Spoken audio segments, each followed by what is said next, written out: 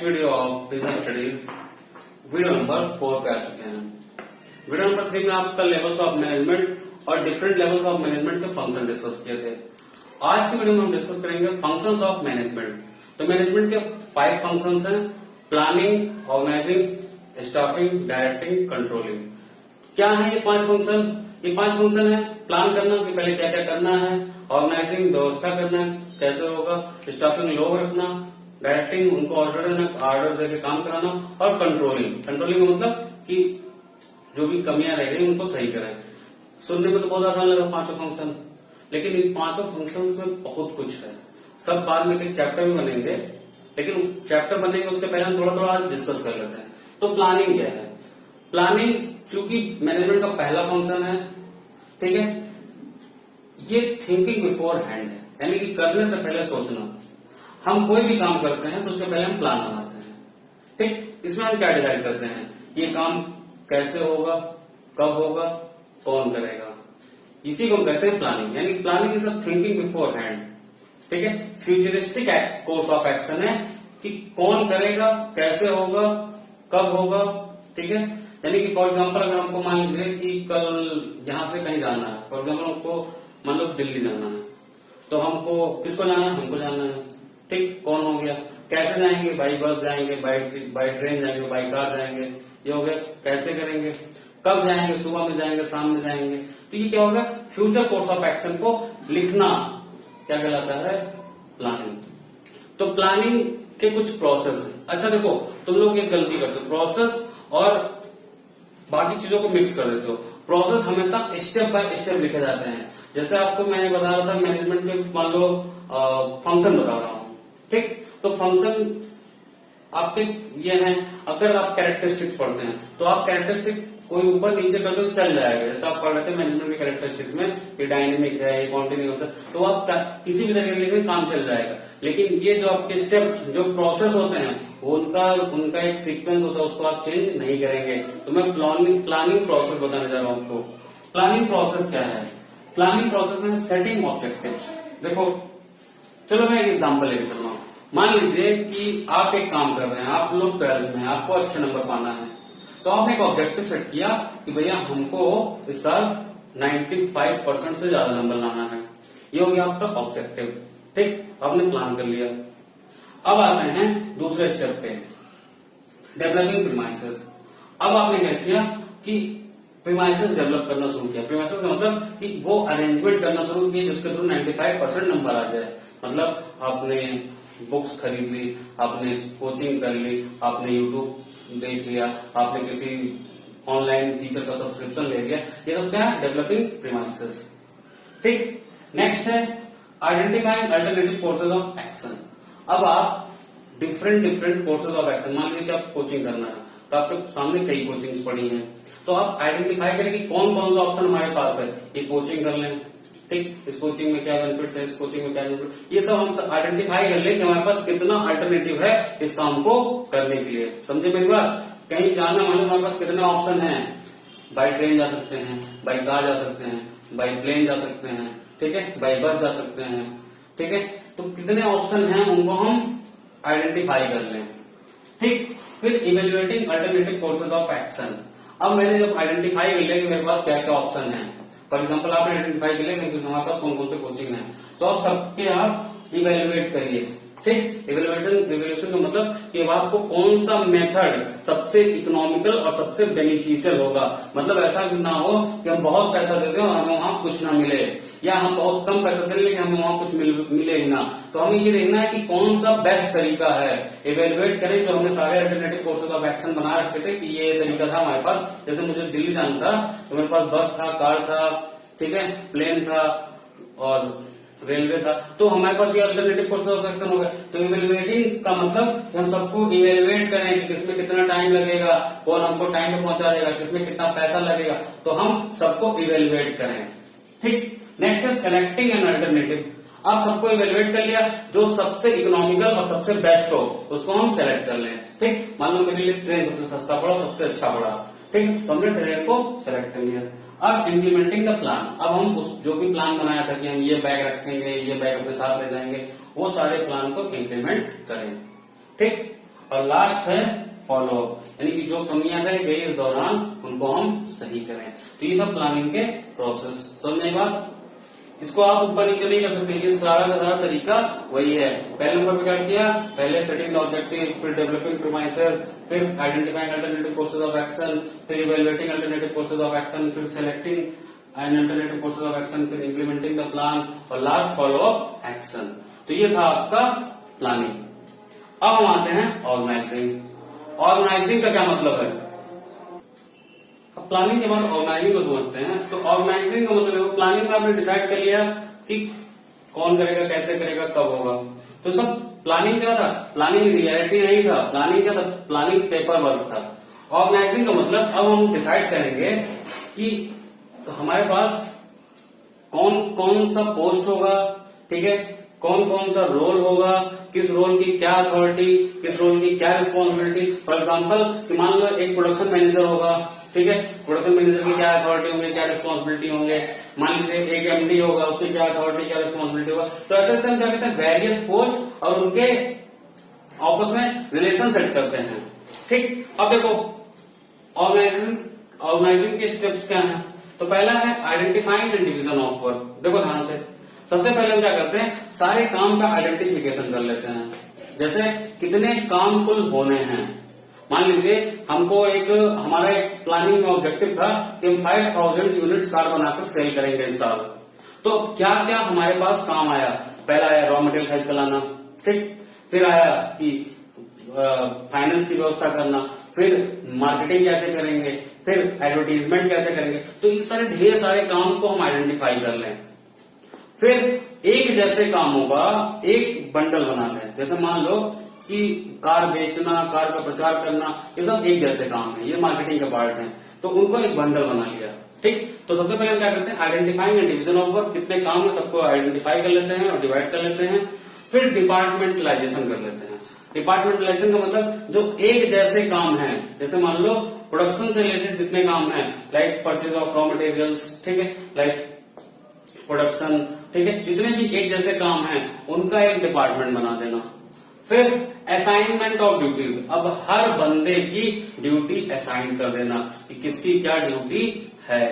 Next, establishing reporting relations, duty निर्धारित कर दिए, तो ड्यूटी निर्धारित करने के बाद वो काम करे या ना करे कौन देखेगा, तो उसकी ये हम ये भी बॉडी निर्धारित कर दें कि तुमको किसको जवाब देना है, तुम्हारे रिपोर्टिंग रिलेशंस किसके साथ होंगे, यानी तुम्हारा असिस्टेंट बॉस कौन होगा, ठीक है, ये डिसाइड करना। तो ये हो गया ऑर्गेनाइजिंग। नेक्स्ट है स्टाफिंग। स्टाफिंग का क्या मतलब होता है कि जो जो पोस्ट आपने अभी जस्ट डिसाइड किया ऑर्गेनाइजिंग में, ये हो गया प्रोडक्शन मैनेजर, उन्हीं को फिल करना।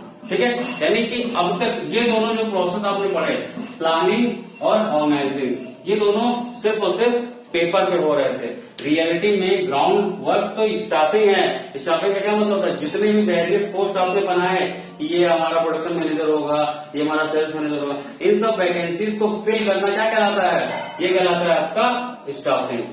तो नंबर 1, इसके क्या प्रोसेस है, estimating the man power requirement. सबसे पहले हम क्या पता लगाएंगे कि हमें कितने लोगों की जरूरत है, मतलब कितने हमें स्किल्ड वर्कर चाहिए, कितने अनस्किल्ड चाहिए, कितने हमें इंजीनियर चाहिए, कितने हमें मैनेजर चाहिए, कितने हमें टेली ऑपरेटर चाहिए। ठीक है, ये सारी बातें, ये सारी चीजें पहले हम निकालते हैं कितने लोगों की जरूरत हमें है। फिर हम निकालते हैं रिक्रूटमेंट। रिक्रूटमेंट का मतलब क्या होता है कि एक ऐसा प्रोसेस जिसमें हम लोगों को एप्लीकेशन इनवाइट करते हैं कि भैया हमारे यहाँ ये वैकेंसी, आप आइए और काम करिए। तो सेकंड में हमने क्या, पहले नंबर पे क्या देखा कि हमें कितने लोगों की जरूरत है, फिर उसी के हिसाब से हमने रिक्रूटमेंट निकाल दिया, एक एडवर्टीजमेंट निकाला कि भैया हमारी कंपनी में 4 इंजीनियर, 2 मैनेजर, 2 इलेक्ट्रीशियन और 2 गार्ड की जरूरत है। रिक्रूटमेंट किया, फिर हमने सिलेक्शन किया। सिलेक्शन का मतलब जो लोग आए, सब लोग 10 लोग आए, मान लीजिए कोई इंजीनियर का पोस्ट था और 100 एप्लीकेशन आ गया, तो 100 में से हम सबको तो रख नहीं सकते, हमें तो काम 2 ही का है। तो फिर हम सेलेक्ट करते हैं कि कौन हमारे लिए सबसे अच्छा है, जो हमारे काम के लिए सबसे सुटेबल है, हम उसको सेलेक्ट करते हैं। फिर प्लेसमेंट एंड ओरिएंटेशन, यानी कि उनको हम सेलेक्ट करके उनका प्लेस दिखाते हैं कि आपको कहाँ काम करना है, और ओरिएंटेशन का मतलब उनको काम सिखाते हैं कि देखो ये काम आपको करना है। ये हो गया। फिर नेक्स्ट है ट्रेनिंग एंड डेवलपमेंट। अब मान लो हमने बंदे को सेलेक्ट किया, अब वो मान लीजिए कि नया बंदा हो या कहीं भी काम भी किया हो, बट हर कंपनी के अलग अलग काम करने का तरीका होता है, तो उसको ट्रेनिंग दी जाती है कि तुम्हें बेटा ऐसे ऐसे काम करना है। फिर वो बंदा ट्रेनिंग के साथ अपना डेवलपमेंट करता रहता है। फिर परफॉर्मेंस अप्रेजल निकाला जाता है। परफॉर्मेंस अप्रेजल का मतलब इसकी काम देखा जाता है, काम अच्छा कर रहा है तो उसका प्रमोशन, काम अच्छा कर रहा है तो अच्छी बात है, ठीक है। तो उसके बाद प्रमोशन एंड कैरियर प्लानिंग दी जाती है। प्रमोशन एंड कैरियर प्लानिंग का मतलब फिर उसको दिया जाता है कि भैया ये तुम्हारा प्रमोशन, अगर तुम काम अच्छा करो तुम्हें ये प्रमोशन मिलता रहेगा। और लास्ट है कंपनसेशन, यानी कि उसे हर तरह के बेनिफिट्स प्रोवाइड करना, लाइक एलिजिबिलिटी, मैच्योरिटी, ये सब प्रोवाइड करना। देखो ध्यान से समझना एक बात, मैं इतनी जल्दी जल्दी चीजें क्यों बता रहा हूँ, क्योंकि ये सब बाद में एक चैप्टर बनेंगे, वहां आप डिटेल में पढ़ेंगे ही पढ़ेंगे। तो यहाँ मैं सिर्फ आपको ओवरव्यू बता रहा हूँ, ठीक है। तो ये सब जो आप पढ़ रहे हैं, स्टाफिंग एक चैप्टर है, ऑर्गेनाइजिंग एक चैप्टर है, प्लानिंग एक चैप्टर है, डायरेक्टिंग एक चैप्टर है, कंट्रोलिंग एक चैप्टर है, सब के सब क्या एक चैप्टर है। तो यहाँ पर सिर्फ आप ओवरव्यू ही लीजिए। नेक्स्ट स्टेप है डायरेक्टिंग। डायरेक्टिंग क्या है? डायरेक्टिंग का मतलब है कि instructing, guiding, communicating and inspiring people, ठीक है। ये वो प्रोसेस है जिसमें एक मैनेजर अपने सबऑर्डिनेट्स को इंस्ट्रक्ट करता है, उनको गाइड करता है, उनसे कम्युनिकेट करता है और उनको इंस्पायर करता है किसी कॉमन ऑब्जेक्टिव को अचीव करने के लिए। मान लीजिए कॉमन ऑब्जेक्टिव सेल्स डिपार्टमेंट का क्या है कि 5000 यूनिट कार सेल करना है, तो इससे संबंधित एक मैनेजर क्या करता है, उनको इंस्ट्रक्ट करता है कैसे बेचना है, उनकी हेल्प करता है यानी गाइड करता है, फिर उनको कम्युनिकेट, उनसे बात करता है कि बैरियर्स क्या आ रहे हैं और उनको इंस्पायर करता है कि भैया ये बेनिफिट्स मिलेंगे अगर तुम सेल कर लेंगे। तो डायरेक्टिंग के अंदर भी आपके 4 वर्क आते हैं। पहला है सुपरविजन। सुपरविजन का क्या मतलब है कि एक जो मैनेजर होता है वो एक्टिविटीज को, रूटीन एक्टिविटीज को मॉनिटर करता है कि भैया कहाँ कमी हो रही है, कहाँ अच्छाई से काम हो रहा है। सुपरविजन। कम्युनिकेशन का मतलब उनसे आइडियाज, फैक्ट्स और उनके सजेशंस को इनवाइट करता है, भैया तुम बताओ तुम्हारे पास कोई अच्छा तरीका है, तो हो सकता है कि उनसे अच्छे तरीके निकल आए। एक अच्छे बंदे की जिम्मेदारी ये होती है कि अपने सबऑर्डिनेट से आइडियाज को, फैक्ट्स को शेयर करता रहे, उनसे सजेशंस भी लेता रहे। तो दूसरा है कम्युनिकेशन।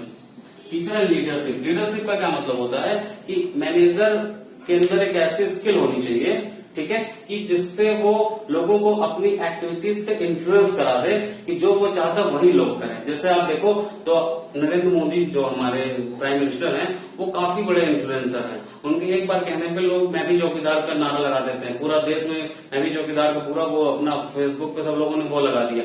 तो ये क्या था, ये लीडरशिप होती है, यानी कि जो एक बंदा चाह रहा है वही बाकी लोग करें, उसके फॉलोअर्स करें, तो हम कहते हैं लीडरशिप। तो एक मैनेजर की जिम्मेदारी है कि लीडरशिप अच्छे से करे। और मोटिवेशन। मोटिवेशन का क्या मतलब होता है कि लोगों को एक्साइट कर देना कि वो जो आप चाह रहे हैं वही काम वो करें, ठीक। तो ये था डायरेक्टिंग, क्लियर।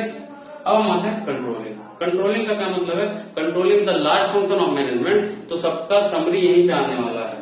कंट्रोलिंग का मतलब ये हुआ कि जो भी हमने प्लान बनाया, जो भी हमने स्टाफिंग रखा, इस सब के दौरान जो हमारा ऑब्जेक्टिव है उस ऑब्जेक्टिव में हम कितनी कमियां कर रहे हैं उनको लगातार चेक करते रहना। तो मान लीजिए कि एक कंपनी है जिसने टारगेट बनाया कि हम 1 घंटे में, अब देखो इसके भी प्रोसेस है, मैं वही प्रोसेस समझा रहा हूँ। मान लो एक कंपनी ने टारगेट बनाया कि हम 1 घंटे में 1000 शर्ट्स बनाएंगे, ठीक। तो क्या हुआ, सेटिंग परफॉर्मेंस स्टैंडर्ड, कि क्या उसने स्टैंडर्ड बनाया कि हमें 1 घंटे में 1000 शर्ट्स बनाने हैं। ये हो गया सेटिंग परफॉर्मेंस स्टैंडर्ड्स। फिर दूसरा है मेजरमेंट ऑफ एक्चुअल परफॉर्मेंस। अब देखो अगर मान लीजिए कि मेजर किया गया और ये अगर ये 1000 से कम बना, मान लीजिए 930 यूनिट बना, तो ये दूसरा काम है कि मेजरमेंट ऑफ एक्चुअल परफॉर्मेंस, कि भैया एक्चुअल परफॉर्मेंस निकालो। सेटिंग ऑफ आपने स्टैंडर्ड बनाया ना कि 1 घंटे में 1000 शर्ट बनेगा, बट एक्चुअल बना कितना, 930।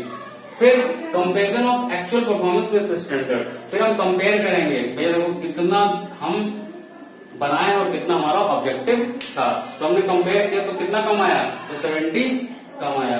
फिर हम आते हैं एनालाइजिंग डेविएशन। तो यही जो 70 कम आया ना, इसको एनालाइज करना है कि भैया क्यों कम आया, ठीक, क्या गलती रह गई, क्या रॉ मटेरियल टाइम पे नहीं मिला, या मशीन टाइम पे नहीं स्टार्ट हुआ, या वर्कर लेट आए थे, उसको सब एनालाइज करना कि डेविएशन क्यों आया है, ठीक।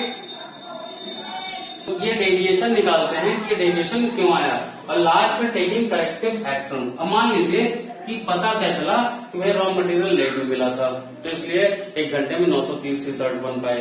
तो अगली बार हम अगले घंटे के लिए रॉ मटेरियल टाइम पे अवेलेबल करा सकें। तो इस तरीके से टेकिंग करेक्टिव एक्शंस, ठीक है। तो अगर अब हम बात करें तो इस तरीके से हमारा ये 5 फंक्शन हो गए मैनेजमेंट के, जिसमें हमने आपको प्लानिंग, ऑर्गेनाइजिंग, स्टाफिंग, डायरेक्टिंग और कंट्रोलिंग समझा दिया। अब देखो ध्यान से, इनसे रिलेटेड आपकी केस स्टडीज आपको कैसे करने हैं, ठीक। तो इनसे रिलेटेड केस स्टडी का मतलब ये सारी चीजें आपको क्लियर होनी चाहिए। तब ऐसे बताएगा कि एक मैनेजर है और उसने ये कमी देखी, एक केस स्टडी में लगाना सिखा आपको। मान लिया आप एक केस स्टडी आपको दिया है कि एक मैनेजर है, उसने देखा कि एक महीने के अंदर 1000 यूनिट सेल होनी थी कार की, लेकिन कार सेल हुई कितनी, कार सेल हुई सिर्फ 500 यूनिट। तो उसने एक क्या किया, उसने एक स्कीम चला दी कि जो ज्यादा कार बेचेगा उसको 2 गुनी सैलरी मिलेगी, ठीक। तो अब पूछा जाए कि मैनेजमेंट का कौन सा फंक्शन है, तो आप बता सकते हैं ना कि कंट्रोलिंग फंक्शन है। तो इस तरीके से केस स्टडी इस टाइप से आता है आपको। तो सारी चीजें आपके दिमाग में बैठी होंगी तभी आप केस स्टडी कर पाएंगे। बिजनेस को जो लाइटली लेते हैं ना, वो सबसे बड़े बेवकूफ लोग हैं। बिजनेस की केस स्टडी काफी टफ होती है, उसके लिए आपको एक एक चीजें याद रहनी चाहिए, ठीक है। तो मैं जिस तरीके से समझा रहा हूं, अगर आपको समझ में आ रहा है तो मेरे वीडियो तो आप जरूर देखा करिए, ठीक है। आपसे एक रिक्वेस्ट है, देखो मेरा पसीना भी आ रहा है आपके वीडियो बनाने में, तो आपसे भी एक रिक्वेस्ट है, इस वीडियो को जरूर लाइक करिए, चैनल को सब्सक्राइब करिए और वीडियो को अपने दोस्तों में शेयर करिए। और मेरे साथ बोलिए जय हिंद।